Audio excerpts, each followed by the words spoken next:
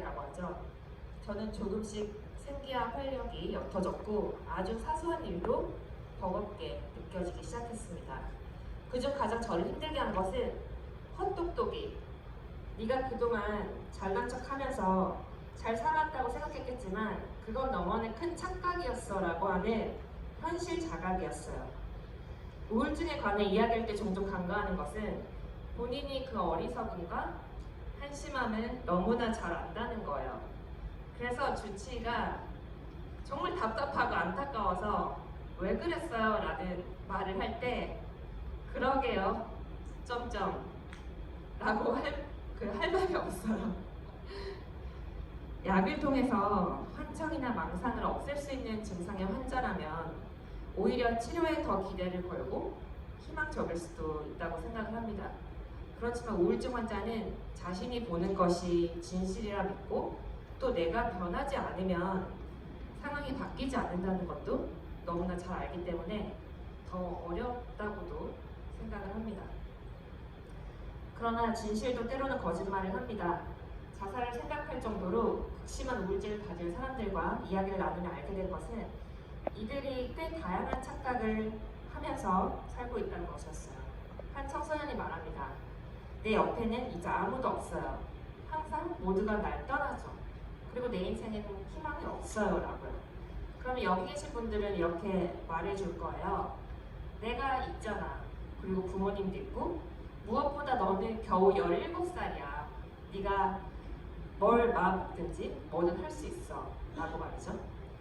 하지만 우울증을 겪고 있다면 이런 진실도 온전히 받아들이기가 어렵습니다. 저 또한 그랬으니까요. 그나마 자살을 하지 않았던 유일한 이유는 우리 가족은 이미 자살 유족이었기 때문에 또다시 가족들에게 충격과 상처를 주지 않기 위해서였습니다. 그런데 전 약과 상담치료를 시작할 때 두 가지 장점을 갖고 있었어요. 첫 번째는 객관적으로 볼 때 제가 그동안 살아왔던 인생이 꽤 나름 괜찮은 편이었고 일단 낫기만 한다면 이런 것들을 활용해서 또 새로운 희망이 있겠다는 생각을 했었고요. 그리고 저는 운이 좋게도 탁월한 의사와 상담사를 만나서 괜찮은 치료를 받을 수도 있었습니다. 그리고 매일 새벽 6시 웨이트 트레이닝과 복싱 PT를 4년 동안이나 받았죠. 네, 운동은 정말 좋은 솔루션이었습니다. 하지만 좋아졌다 나빠지고 좋아졌다 또다시 나빠지기를 반복했습니다. 그러다 우울증이 어느샌가 제 내면 깊이 뿌리를 아예 내려버려서 내 특징과 성격에서 이를 분리해내기가 어렵다는 것도 어느 순간 알게 됐어요.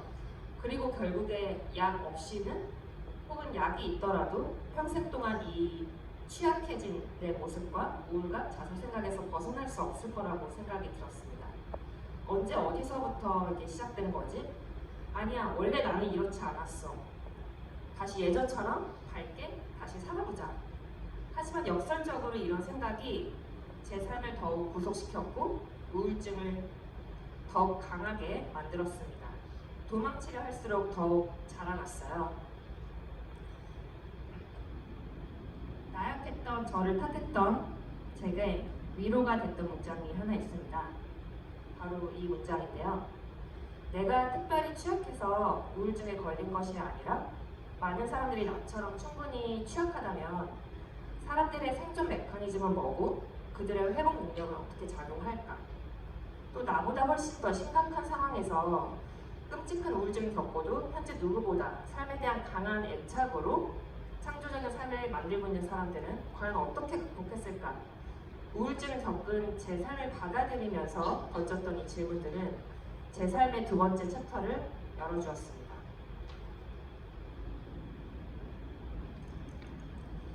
제가 겪은 우울증에 관해 오픈을 하고 또 비영리 단체를 만들라고 했을 때 많은 사람들이 응원보다는 걱정을 했어요.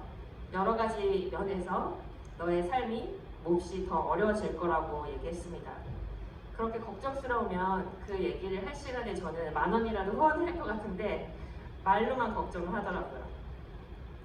그런데 한 가지 예상하지 못한 일이 일어났습니다. 사람들이 자신의 경험을 저에게 솔직하게 들려주기 시작했다는 것이에요.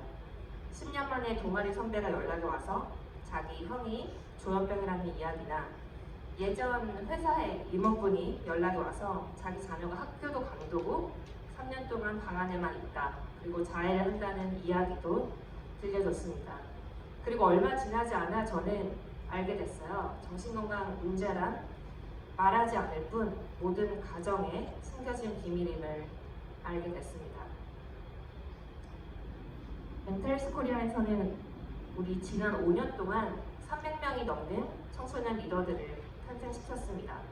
오늘도 이 자리에 12명 넘게 피어 스페셜리스트들이 학교 대신, 병원 대신 이 자리에 함께 왔어요.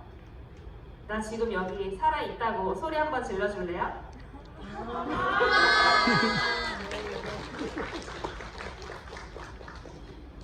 2018년 처음 우리가 자살 생존자 청소년들을 모아서 이렇게 리더를 만든다고 했을 때 역시 많은 분들이 걱정을 하셨습니다.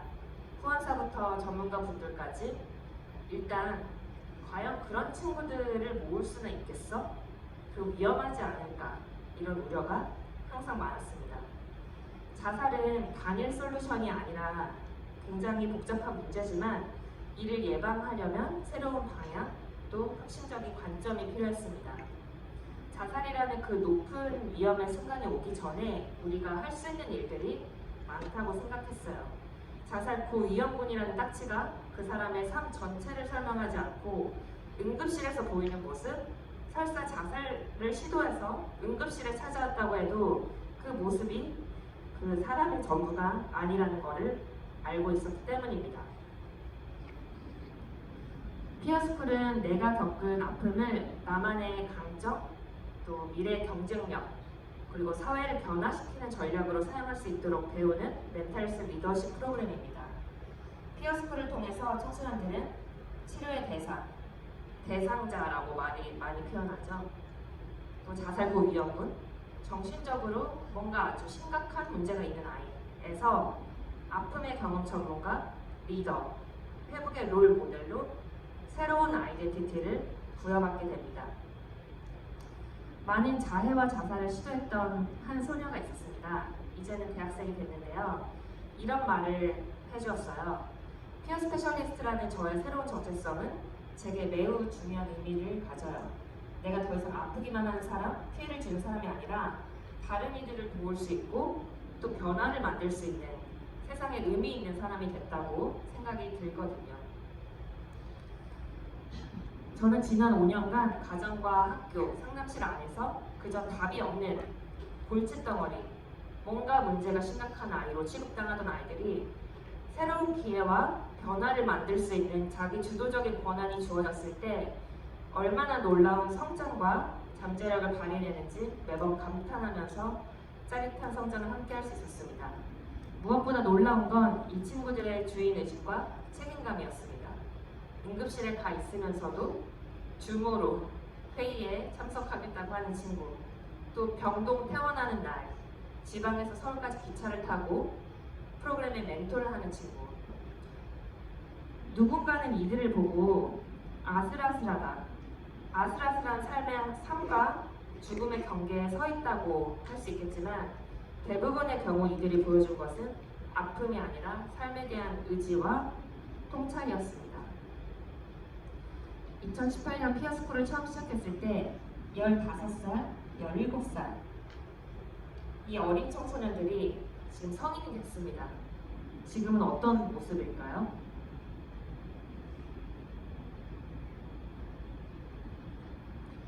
우리는 롤 모델, 즉 영향력 있는 리더를 만드는 것에 집중했습니다. 이들은 비슷한 상황에 놓인 청소년들에게 소속감을 주고 자신의 정신건강 여정을 공개적으로 오픈하고 성장하는 모습을 보여줌으로써 누구든 같은 장소에 도달할 수 있음을 보여줬습니다. 국내 최초로 보건복지부 국립센터의 앰베서더가 됐고요.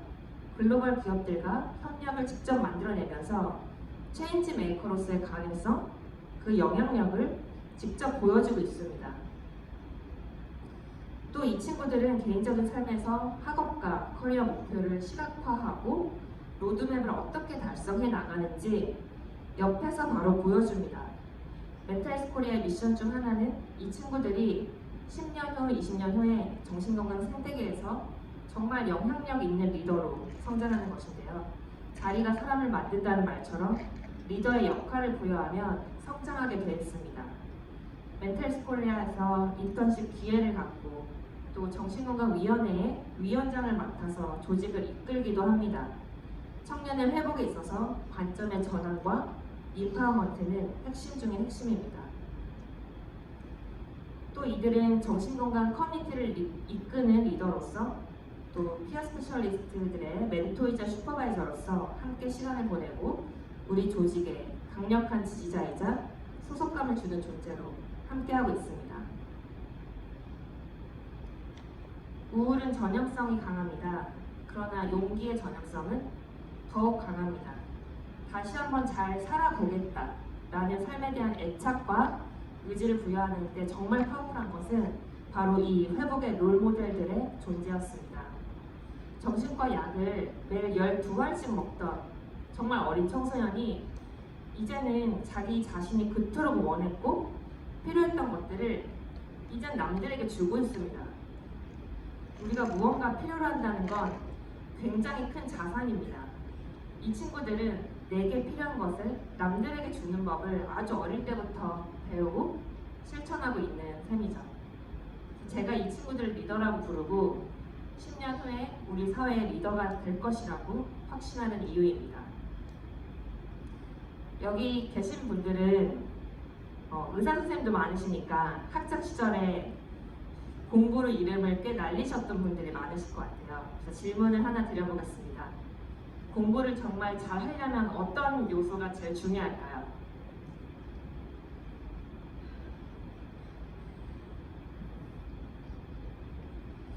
과거에는 아마 조기교육, 사교육이 굉장히 제가 이제 원조 선행학습자거든요. 이제 그리고 아마 제가 너무 농담 반 진담 반 이제 답을 드린 거고 제가 너무 몰입해서 듣다 보니까 좌장의 공부를 망가지고 있었어요. 제가 막 5분 전에 요 마무리를 하시고 학생을 소개하셨어야 될 시간에 그 부분 감안해서 진행해 주시기 바랍니다. 네, 좀 빨리 진행하겠습니다. 앞에 주어만 바꿔서 다시 질문을 드려볼게요. 정신건강 회복을 하는 데 있어서 가장 중요한 거는 뭘까요? 우리 피어 스페셜리스트들이 정부 기관이나 기업에 이제 제안서를 써서 미팅도 많이 하는데요. 그럼 미팅이 끝나면 꼭 관계자분들 중에 한 분께서 이런 말씀을 하세요. 나도 저만한 자녀가 있는데 우리 애는 왜 저렇게 주도적으로 못 키웠을까요? 부모님이 정말 자랑스러워 할 것 같아요. 이렇게 말을 하거든요. 근데 우리 피어 스페셜리스트들의 부모님들 중 꽤나 많은 분들이 이런 말씀을 하세요. 네가 뭐라고 그런 활동을 해? 또 네가 자해랑 자살이랑 전혀 관계도 없는데 괜히 그런 활동에서 오해 사면 어떡하려고 그러니? 라고요. 그러면서 사회 리더가 되라고 하시고 의사가 되라고 하시고 또 공부는 자기 주도적으로 하라고 자기 주도 학원까지 보내시죠. 그리고 오늘 같은 이런 학술대회에 참여하기 위해서 담임쌤에게 얘기를 하면 생기부에 반영도 안 되는데 그런 걸 굳이 왜 하니? 이런 말씀을 여전히 많이 하신다고 합니다. 전 여기에도 우리나라가 정신건강 선진국, 자살 예방 선진국으로 가는데 해답을 찾는 중요한 단서가 있다고 생각합니다. 우리가 흔히 말하는 선진국들, 정신건강 선진국들 있죠. 물론 이 나라의 전문가들은 여전히 많은 것이 부족하다고, 열악하다고 얘기를 합니다. 그러나 미국, 영국, 뉴질랜드 이런 국가들은 어떻게 정신건강 선진국이 됐을까요?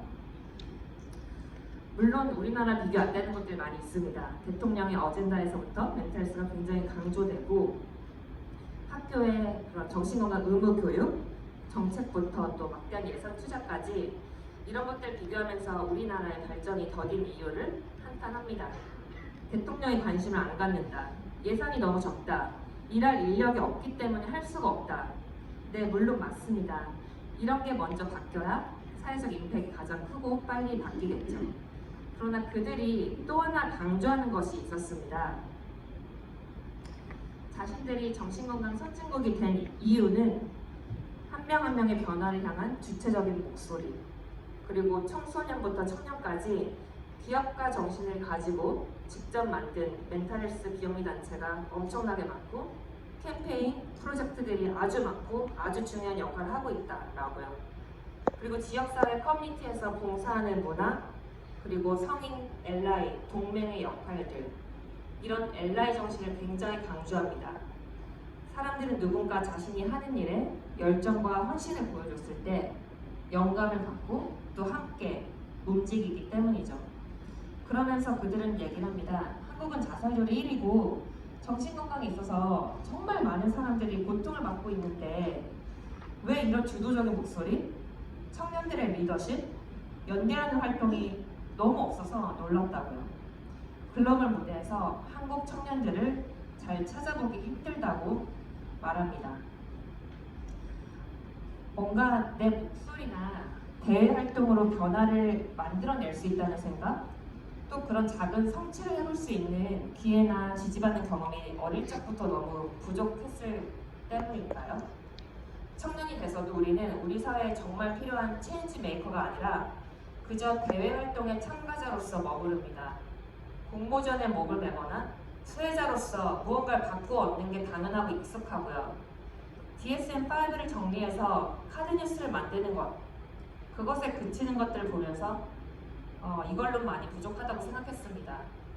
가슴을 뛰는 패션 프로젝트 필요합니다. 제가 공유하고 싶은 교훈은 우리가 많이 참여하면 할수록 더 강해질 수 있다는 것입니다. 자살 예방 최고의 솔루션은 전체 커뮤니티 멤버가 함께 일을 하는 것입니다. 수혜자나 참가자에 그치게 하는 게 아니라 많은 액티비스트 그리고 이를 지지하는 많은 성인 동맹, 전문가 동맹, 즉 엘라이가 많이 나올 수 있도록 그런 프로그램들을 마련하고 그렇게 리더십 방향을 세워야 됩니다.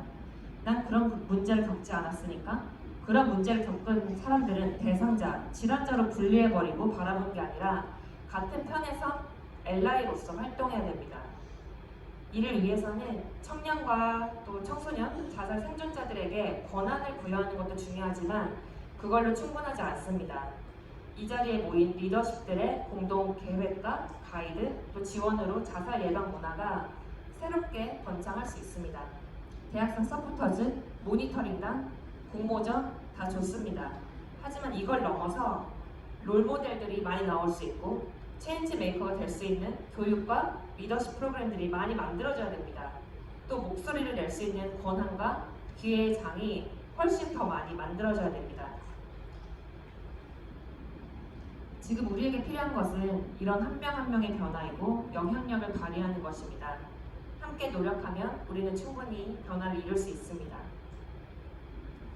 매일같이 삶과 죽음의 줄다리기를 했던 사람이 이제는 삶의 애착을 가지고 다시 살아보기로 결정하는 그 순간에 우리가 함께 할 수 있다면 그건 이 자리에 모인 우리가 누릴 수 있는 최고의 기쁜 순간, 환희의 순간이라고 생각합니다. 그 환희의 순간을 함께 여러분들과 나누고자 합니다. 멘탈헬스 코리아의 케어 스페셜리스트 이주연 리더를 소개합니다. 박수로 환영해 주세요.